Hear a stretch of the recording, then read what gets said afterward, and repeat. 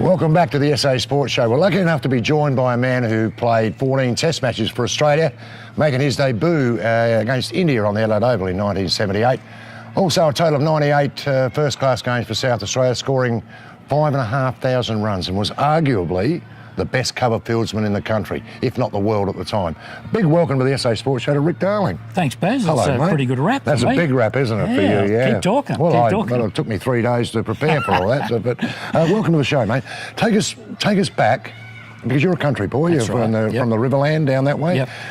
Take us back there to coming down to Adelaide to start playing cricket. Well, I was born and bred in a little place called Ramco, which is just downstream from Waikerie. In those days, there was no junior cricket. You couldn't play any cricket until you were good enough to play with the men. So that's where I first started, as a sort of a 12-year-old playing with the men on hard wickets, and that's where I got my love for cricket, really, through that and my father. Obviously no future up there. Dad sort of forced me, or not forced me, but encouraged me to go to represent the country in schoolboys country carnivals. Yeah. From there to Salisbury. Salisbury picked me up from one of those country carnivals, and there I started. I started in C grade. Wasn't long before I was in B grade, and then A grade. At what age, A grade? 15. 15. I was going to say, you were a very young starter. I do remember that. I do remember you looking at you as a little skinny kid. Yeah, exactly right, but with a lot of ability. So Salisbury, how many years at Salisbury? Look, I think probably 6 or 7. Okay. And then West Torrens with you, Baz, and Hooksy, and a few other good friends. Jeff Crow and Roger Dugan and Kevin Lewis, etc. So look, I spent probably 4 or 5 years there, and sort of finished my career up at Kensington. Yeah, the Browns. Yeah, I was still playing state cricket when I was at Kensington. Yeah. But look, it was. I suppose it was a career spanning over nearly 20 years. Yeah. It's an interesting career though, mate, because I read with interest somewhere that your Test career, 14 Test matches for Australia, you debuted at Adelaide Oval, which I mentioned. Your Test career was over when you were 23, which is really strange. Yes. A lot of people said you should have played a lot more, that you were an inconsistent player, which I never really saw. I didn't see the inconsistency, but you were a hooker and cutter, which probably got you into a little bit of strife as well at that level. But what are your memories of that? What are your memories of your Test debut, Adelaide Oval, home ground? Would have been a fabulous day. Oh, it was. And back in those days, at the being an Australia Day long weekend, all the country people used to come down, and it used to be packed, as you know, and very hot. One thing I do remember is myself and Graham Wood opened up the batting on this particular morning, and it was about 40 degrees already, at 11 o'clock in the morning, and we were so happy to be part of the team that we wore our long sleeve jumpers out on a 40-degree day, green baggy, and there we were, sweating like pigs before we even got out in the field. But look, I was fortunate enough then to make a 50 and a 60 in first and second innings, and I thought, and a lot of people thought, well, this is the next opener, for Australia. But then after that Test, we toured the West Indies, and of course the West Indies sought a lot of people out, and I was one of them. Yes, yeah. Because you got hit a couple of times. Your career was plagued a little bit by injury. I remember you running under a fence one day as well and injuring yourself pretty badly. Yes. But you got sconned a couple of times, and it was sort of pre-helmet time. Yes. Just before helmets were introduced into cricket.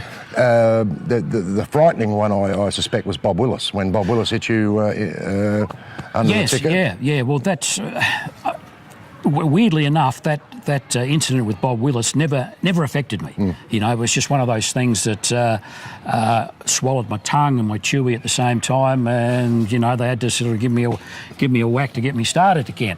So it didn't affect you much, no? No, nothing at all. No, only died for a few minutes. That's all right. But the ones that really did catch up with me in the end, and I must have got sconned, I don't know, 5 or 6 times throughout the state and Test career. Yeah.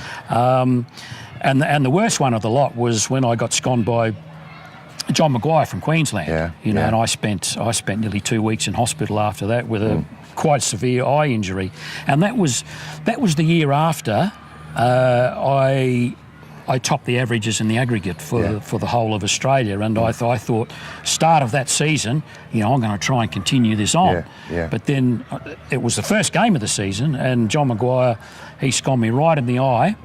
Spent the rest of the season on the sidelines through not being able to see properly. But then after that, I just didn't want to be there. And look, I don't mind admitting it. I lost my nerve. That's a frightening thing, isn't it? I really lost my nerve, and I just didn't want to be there. I had young kids. I had to find a career outside of cricket. And unfortunately for me and the players around me, I continued. I must have been good enough because they kept on picking me for 3 or 4 more years after that. But as I said, I didn't want to be there, and I was probably detrimental to the players around me because my attitude was very poor. And when the decision came, I didn't make the decision. Obviously, selectors make the decision. And I was relieved. I'd spent 13 seasons with South Australia, and when it came, I said, thank God for that. Because I didn't want to be the one. That's all I knew. That's all I knew how to do is play cricket. But when it came, it was a relief. Now, you were a really nervy starter. And had a history, well, not a history, but everybody knew. Sometimes you were difficult to get out the door, to walk across the line, to go out and bat as an opening batsman. Yet once you were across the line, you were fine. It was getting you from the dressing room to that white line. And it's not, we're not joking when we talk about this. This happened quite a bit, didn't it? Well, not as much as people think. It probably being physically sick, if you like, before going out to bat, probably, I don't know, half a dozen times. Half a dozen times out of 500, is not too bad. No, that's true. But that sometimes you'd be really knotted up. Fear of failure. That's what it was. It's fear of failure. You might be on the verge of getting picked for the next level. And oh God, if I miss this one or get out early, it's not going to look good for me. So that was really knotted me up through the fact of fear of failure.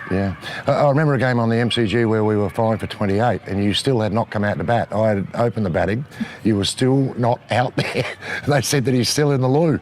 So and I thought, oh, Rick's gone again here. I don't know whether you remember that game. You got some runs in the end, batting at number 8, mind you. But it was a strange thing. But nobody knows that. No one knows how tough a gig that is to open the batting at any level. I don't care where you are, but especially if you're opening a bat at the level that you did as well. You're a terrific player, mate. What are you doing now, very quickly? Look, I've had a number of since I finished cricket, I spent most of my working life as a researcher for the Department of Agriculture. Now, my wife being a career woman, I can just pull back and do something that I really love, and that's landscaping. Okay, so you're into that now? Yes. Okay. And quickly, the IPL. Now, mate, going back to $6 a day that you would have earned, and I earned the same. And I remember you walking in the door thinking that you were a mini-me. I thought, wow, who's this? That was you. You're one of my idols, don't worry. But the IPL today, wow. The money that these guys are making today to play cricket, to play half a dozen games, staggering. Well, as you said, Baz, when World Series cricket took over, you used to say we were getting $24 a day less tax. So whatever that works, $4 or $5, $6 a day. Wow. Which is, and it was a bit of a standing joke back then that the gatekeeper down the northern end was earning more than us. That's dead right. And so with the IPL World Series, I apparently was on the reserve list to join up in 77, whenever it was. Anyhow, I missed out. But earning $100,000 is a lot better than earning $6, isn't it? Dead right. Dead right. Mate, great to catch up with you. I haven't seen you for a while, and haven't seen you at the cricket for a little while either, but you still follow it? Your lad's still playing at the A-grade level, still getting he's at university, playing A-grade and wicket-keeping and whatever, but he's looking to pursue his studies, so whether he continues cricket, who knows. Looking forward to the reunion of the 75-6 Sheffield Shield winning team, which you were a part of. Late part of it, but definitely a part of it. You were definitely involved in that, so that's going to happen now, I believe, before the Test match. Quite an interesting little year that with it was. with the strike and everything like that. That was interesting. But it was just a pleasure being my first year to be in the team. Fellas like you, Mallet, Jenner, Ian Chappell. These blokes that I idolised when I was a kid. And here I am. There you are. Looking up to you. Yeah, with a kick, yeah. Great to catch up, mate. Good on you, Great Baz. to catch up. Thank you. Our special guest, Rick Darling. We'll come back with more soon.